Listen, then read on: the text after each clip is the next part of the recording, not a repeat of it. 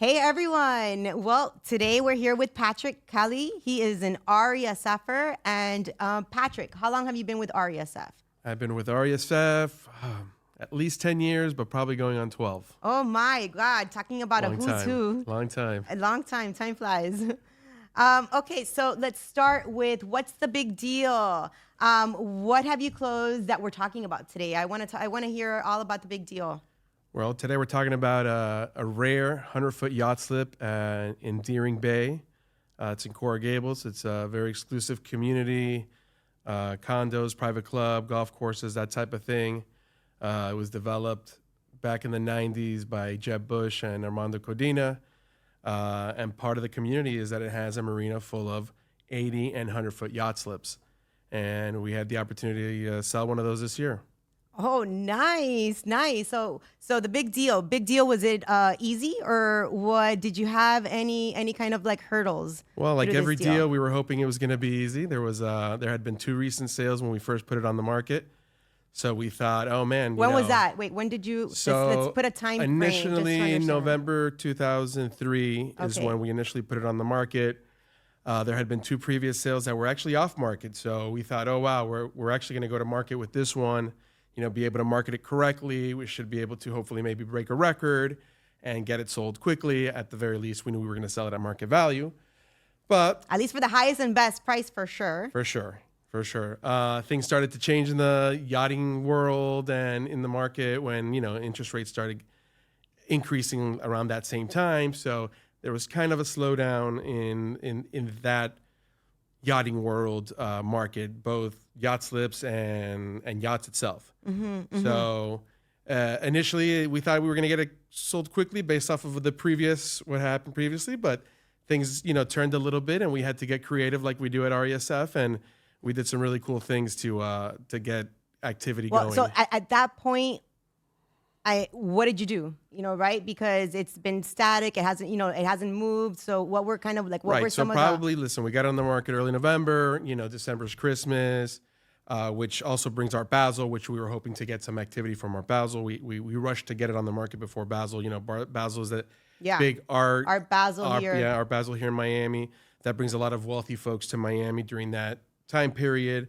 Also, after that, there's a slowdown with Christmas and New Year's, and then things tend to pick up in January. We really didn't get that much activity. We got a few calls here and there.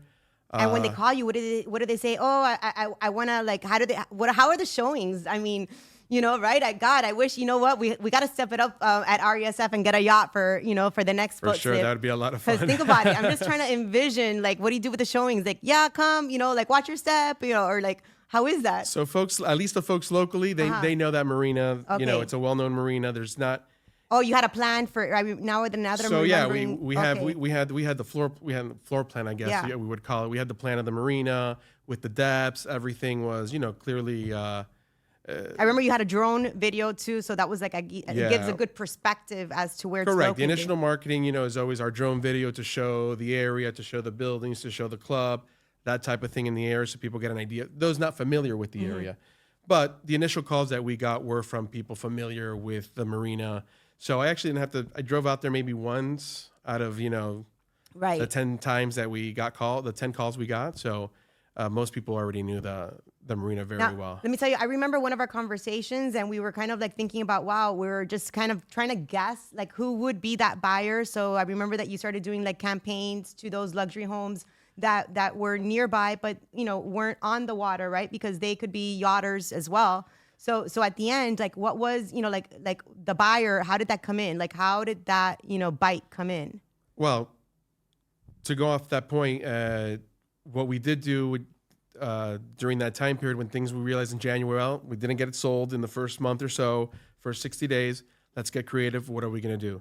So one of the things we did was there was a lot of major sales in Pinecrest, a lot of $5 million, $10 million, $15 million homes landlocked in Pinecrest that had recently sold in the last year. We said, hey, let's go after those guys. Those guys, affluent, can afford a $10 million house.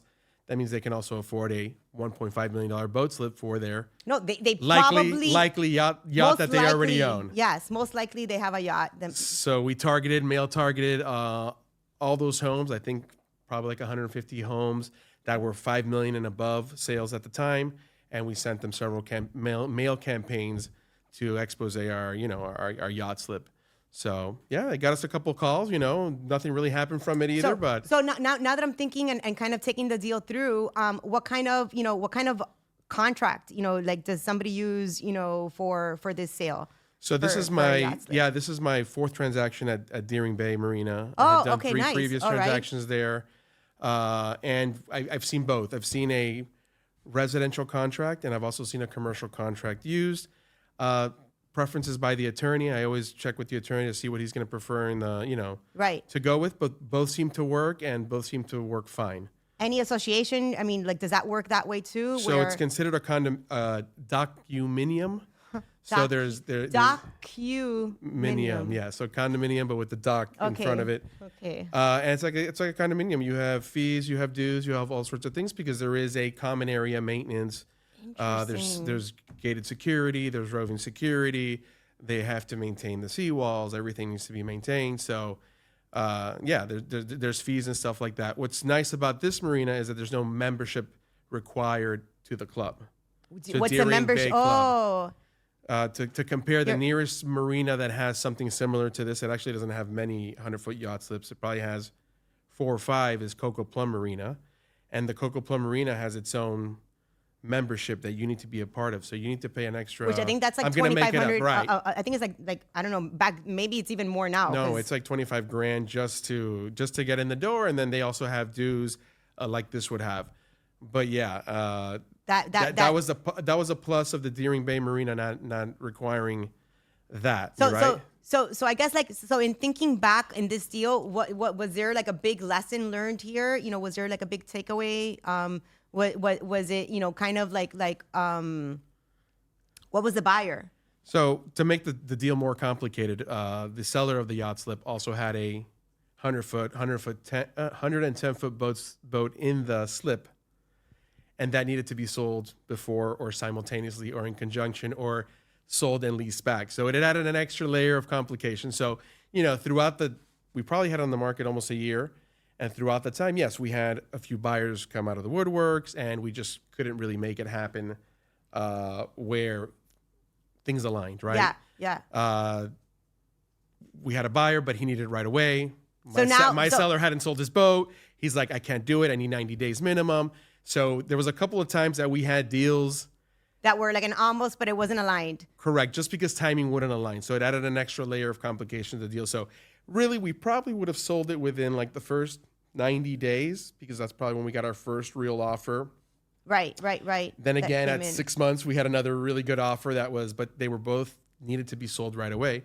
And like we mentioned earlier, the yacht world had slowed down. Yeah. Yacht sales had slowed down. So you had to be a little more patient. Correct. And the seller had also sold his boat a couple of times and had fallen through. So it was just, we had to, it was delicate. It was delicate, unfortunately. In the end, when the boat was finally being sold, it was gone. We got two buyers out of the clear blue sky. I swear we had not received a call on it for at least 30 days. Happens. Every time. We hadn't gotten a single call in probably 30 days on it.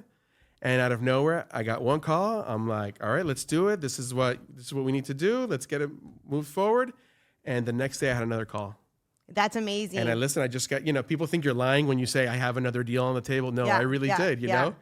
I know I've had it on the market for 8 months and it sounds like I'm lying to you but yeah, something about it. Business brings business. And Patrick, I remember that there was something special that you did during Boat Show for this particular big deal. What was it? Please just remind me. Yeah, that was really cool. It was outside of the box thinking. We knew that, yacht brokers need boat slips. These boat slips are hard to come by. 100-foot boat slips don't show up everywhere. There's a very limited supply, especially in Miami. And we knew that anyone that was selling a boat slip or selling a yacht, a 100-foot yacht, needed somewhere to park that 100-foot yacht. Absolutely. So we had flyers made up, very small flyers that were easy to put in your pocket that had a QR code. And we visited every yacht broker at the boat show and kind of left those behind. And let me tell you, I got a lot of calls from those guys. Wow. Because, they had a deal going. They're like, where's this boat slip? Or, what's the deal? A lot of them were looking to lease it more than buy it. But, man, there was a lot of leads that came out of that for sure. And and I think it exposed the I yacht slip to the right, audience. I definitely think that helped it be the big deal. So congrats to that. So speaking of business bringing business, what's next for you? Oh, that's a good question. Endearing, I'm hoping to stay active I don't want there. anything to sail away. Yeah. So make sure. Endearing, I'm that- hoping to stay active. Okay. Obviously when you do a little press, Yes. a little press gets out there, Yes. you get a bunch of calls, people asking about, hey, what's active, what's available.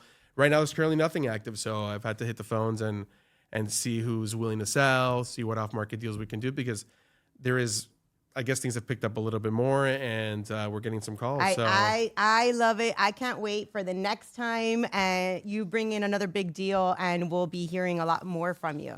So stay tuned.